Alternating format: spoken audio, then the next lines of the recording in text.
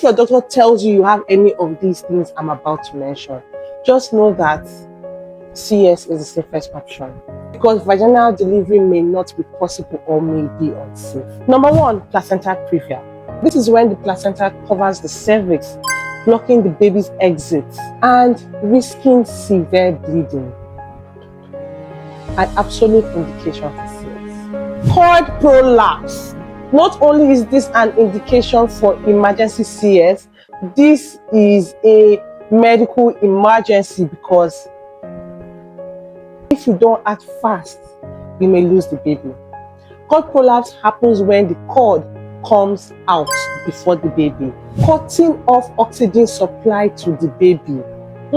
If you ever notice this before you get to the hospital, immediately assume the knee chest position like this. Number 3, transverse lie. Transverse lie is an absolute indication for CS, meaning vaginal delivery is not possible. Transverse lie means the baby is like this. The baby is lying like this.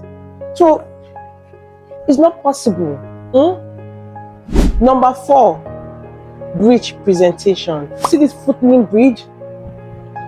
CS can't be delivered vaginally. How now? It's not possible, because the foot and the legs can slip out of the cervix before it's fully dilated, and the head and the shoulders become stuck.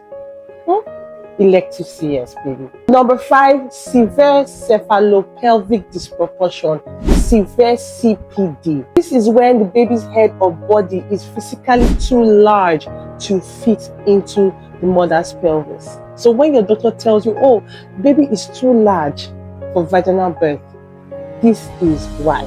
Although this is rarely done, a previous classical Cesarean section scar, that is a previous vertical CS scar, this is not commonly done anymore. But if you have this, on no account should you have a vaginal birth, because there is a risk of your womb tearing during labor, and that is another emergency that we don't like. Obstructed labor. If your doctor and your midwife tells you your labor is obstructed, meaning the baby's body or the baby's head is stuck, please, that is an indication for an emergency CS. Don't even waste time. Sign that consent form, because the more time you waste, the more time there's reduced oxygen going to your baby's brain, and that is a medical emergency, and you need to act fast, or else this puts the baby at risk of cerebral palsy in the future.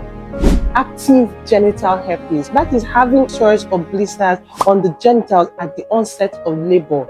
This points to genital herpes, and this is an indication for emergency CS, because it puts the baby at risk of infection, and this virus can cause a dangerous infection in babies. However, if you have genital herpes but you do not have sores at the onset of labor, you can give birth vaginally. Fetal distress. If they tell your baby's heartbeat is less than 110 or more than 160, baby, this is an indication for an emergency cesarean section. This means fetal distress. Remember, having CS doesn't mean you're a weak mom.